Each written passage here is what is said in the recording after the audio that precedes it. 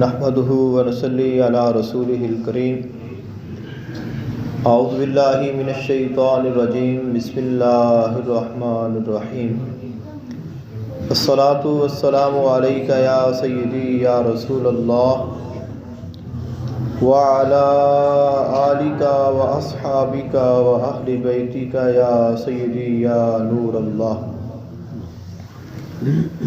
محترم حاضرین و سامعین، اللہ تعالیٰ نے قرآن مجید فرقان حمید میں ارشاد فرمایا وَبِالْأَسْحَارِ هُمْ يَسْتَغْفِرُونَ۔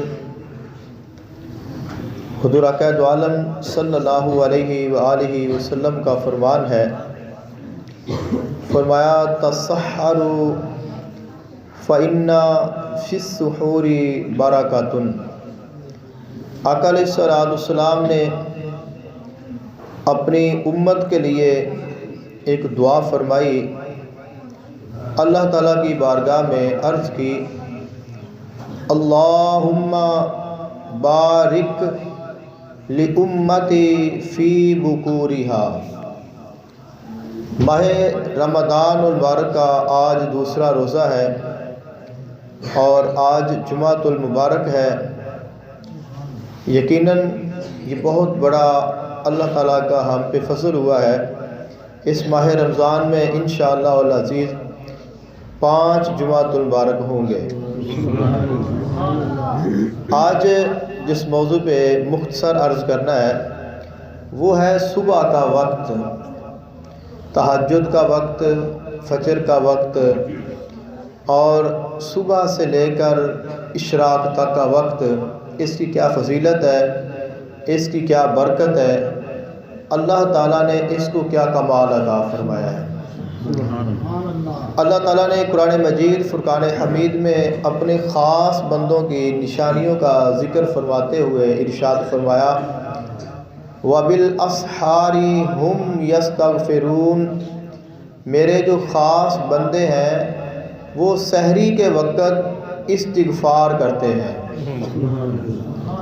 ہم روزہ رکھنے کے لیے بیدار تو ہوتے ہیں، اس وقت اگر ہم نماز تہجد ادا کریں اور اس کے ساتھ تسبیح و تحلیل استغفار پڑھیں تو اس کی بڑی برکت ہے۔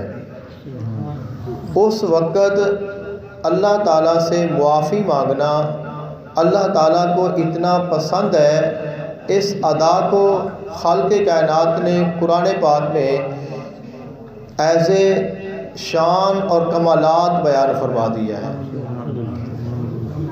سحری کرنا یہ بھی بہت بڑی برکت ہے۔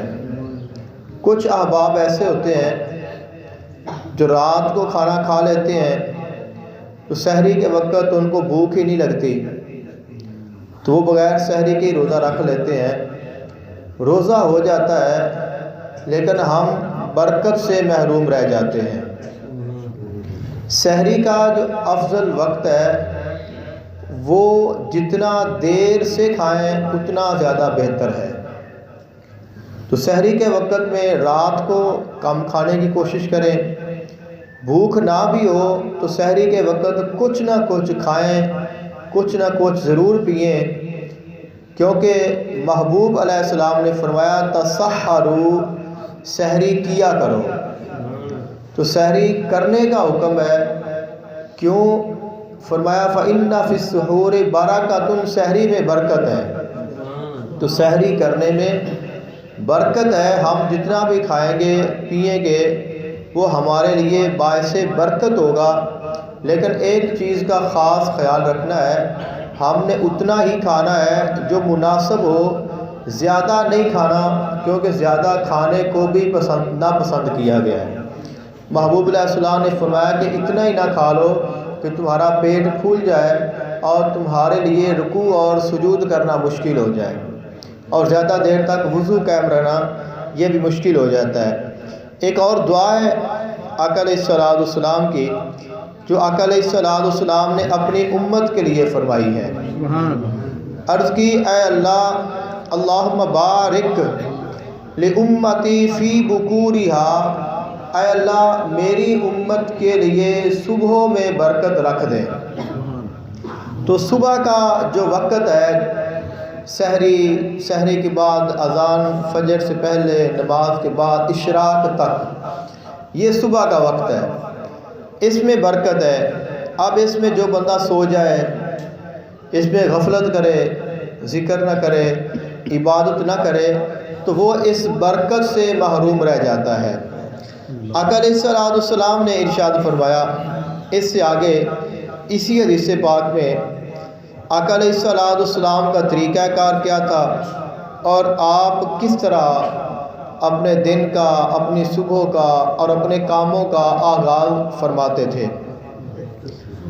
فرمایا گیا وَكَانَ إِذَا بَعَثَ سَرِيَّةً أَوْ جَيْشًا بَعَثَهُمْ فِي أَوَّلِ النَّهَارِ۔ آقا علیہ السلام نے اگر کوئی سریہ یا لشکر روانہ کرنا ہوتا تو اسے دن کے ابتدائی حصے میں ہی روانہ فرماتے، کہ اگر سفر خود کرنا ہے یا کسی کو بھیجنا ہے تو صبح کے وقت میں آپ اس کو روانہ فرماتے۔ اور ایسے ہی راوی کہتے ہیں آقا علیہ السلام اگر کسی کو تجارت کے لیے بھیجتے تو اس کو بھی صبح کے وقت میں ہی بھیجتے، کیونکہ صبح کے وقت میں جو شخص اپنے کام کا آغاز کرتا ہے اس کے کام میں برکت ہوتی ہے اور اس کی دولت میں اضافہ ہو جاتا ہے۔ آقا علیہ السلام غامدی صخر یہ ایک آدمی تھا جو کہ تجارت کرتا تھا، اور آقا علیہ السلام اسے تجارت کرنے کے لیے صبح کے وقت میں ہی بھیجتے تھے۔ یعنی جس دن اس نے تجارت پہ جانا ہوتا، جیسے ہمارے کوئی لوگ ہیں وہ کام پہ جاتے ہیں دیگر علاقوں میں، تو آپ اسے صبح کے وقت میں بھیجتے، اور اس کا اثر کیا ہوا؟ فَأَسْرَا وَكَسْرُ مَالِهِ، اس کا اثر یہ ہوا کہ اس کا مال اور دولت بہت بڑھ گیا۔ تو صبح کے وقت میں دکان کھولنا، صبح کے وقت میں کاروبار پہ جانا، صبح کے وقت میں اپنے کام کا آغاز کرنا، صبح کے وقت میں سفر پہ نکلنا، یہ باعث برکت ہوتا ہے۔ اور اس سے پہلے یعنی فجر کے وقت، سحری کے وقت، اس وقت میں اللہ کا ذکر کرنا یہ بھی باعث برکت ہوتا ہے۔ تو کوشش کیا کریں آپ اس وقت کو ضائع نہ کریں۔ اور ایک آخری گزارش ہے سب سے، صبح جب مسجد میں آئیں، خاص کر کے جو بچے ہیں، جو نوجوان ہیں، وہ مسجد میں آ کے شور نہ کیا کریں۔ اگر ہم شور کریں گے، ہم گفتگو کریں گے تو وہ برکت ضائع ہو جائے گی، جو برکت ہمیں ملنی ہے وہ ضائع ہو جائے گی۔ صوفیہ کرام کا یہ طریقہ رہا ہے، وہ صبح کے وقت میں بولتے نہیں تھے۔ اذان ہوئی ہے، سنتیں پڑھی ہیں، اس کے بعد بولنا نہیں ہے۔ یہ صوفیہ کا طریقہ ہے، کوئی دنیاوی گفتگو وہ نہیں کرتے تھے، کیونکہ اگر ہم نے ایک بھی جملہ نکال لیا تو اس سے وہ برکت جو ہے وہ ضائع ہونے کا خدشہ ہے۔ تو جو نوجوان ہیں، اول عمر ہے، ابھی بچے ہیں، تو آپ اس چیز کا خیال کریں، صبح کے وقت میں آپ خاموش رہا کریں۔ مسجد میں آئیں تو بڑے بزرگوں کو تنگ نہ کریں۔ آپ تنگ کرتے ہیں، اونچا بولتے ہیں، شور کرتے ہیں، تو اس سے پھر بڑے بھی تنگ ہوتے ہیں، ان کو مجبوراً بولنا پڑتا ہے۔ حالانکہ وہ نہیں چاہ رہے ہوتے کہ ہم بولیں، کوئی گفتگو کریں، لیکن جب آپ کے پاس کوئی دوسرا بیٹھ کے شور کرے گا، بات کرے گا، تو پھر اس کو روکنا ضروری ہو جاتا ہے۔ اگر نہیں روکیں گے تو اور بڑھے گا۔ اس لیے یہ صبح کا وقت بڑا کمال کا وقت ہوتا ہے۔